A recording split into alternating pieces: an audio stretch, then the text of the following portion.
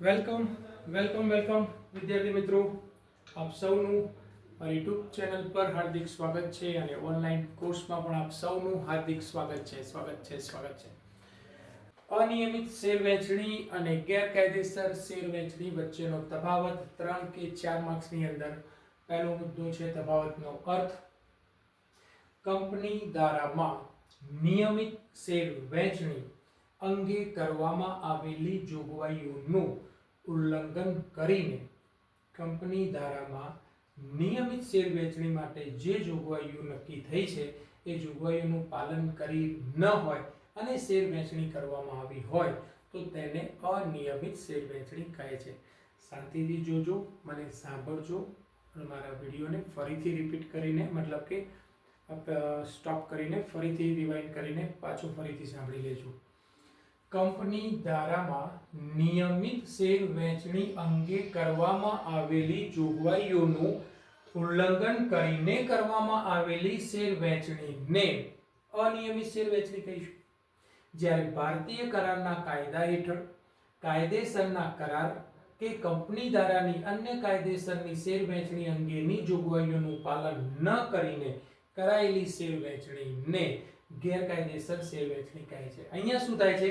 અહીંયા કંપની ધારા પ્રમાણે છે, જ્યારે અહીંયા ભારતીય કરાર કાયદા હેઠળ કાયદેસરના કરાર કે કંપની ધારા કાયદેસરના કરાર અથવા કંપની ધારાના અન્ય કાયદેસરના શેર વેચણી અંગેની જોગવાઈઓનું પાલન ન થયું હોય અને શેર વેચણી કરવામાં આવી હોય તો તેવી શેર વેચણીને આપણે ગેરકાયદેસર શેર વેચણી કહીશું. 2. સંજોગો.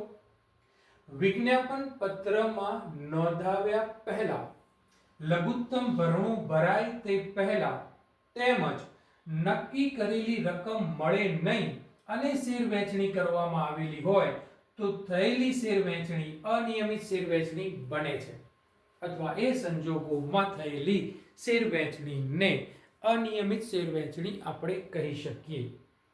ઓકે. જ્યારે ગેરકાયદેસર અરજદાર દ્વારા દરખાસ્ત જ ના થઈ હોય, કંપની દ્વારા દરખાસ્તનો સ્વીકાર ના થયો હોય અને દરખાસ્ત સ્વીકારની જાણ ના કરી હોય કંપનીએ અથવા અવેજ જ અભાવ એટલે કે અવેજ જ ના મળ્યો હોય તો તેવા સંજોગોમાં થયેલી શેર વેચણીને ગેરકાયદેસર શેર વેચણી કહે છે.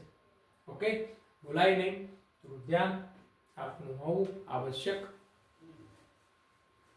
ત્રીજા નંબરનો છે અસર. અનિયમિત શેર વેચણી શેર મેળવનાર ઈચ્છે તો રદબાતલ કરાવી શકે છે અને તે માટે તેણે નક્કી કરેલી સમય મર્યાદામાં જે તે કાર્યવાહી રદબાતલ અંગેની કાર્યવાહી કરાવવાની હોય છે અથવા તો કરવાની હોય છે. જ્યારે ગેરકાયદેસર શેર વેચણીમાં રદ કરાવવા શેર મેળવનારે કોઈ પગલાં લેવા પડતા નથી, કારણ કે ગેરકાયદેસર શેર વેચણી પ્રથમથી જ રદબાતલ ગણાય છે. એના માટે કોઈ પગલાં ભરવાની જરૂર નથી. સભ્યપદ પર શું અસર થશે તો ફરીથી બોલું છું, અનિયમિત શેર વેચણી રદબાતલ કરવામાં આવે તો શેર હોલ્ડરનું નામ સભ્યપત્રકમાંથી દૂર થવાથી તેના સભ્યપદનો અંત આવે છે. અનિયમિત શેર વેચણી રદબાતલ કરવામાં આવે તો શેર હોલ્ડરનું નામ સભ્યપત્રકમાંથી દૂર થવાથી તેના સભ્યપદનો અંત આવે છે.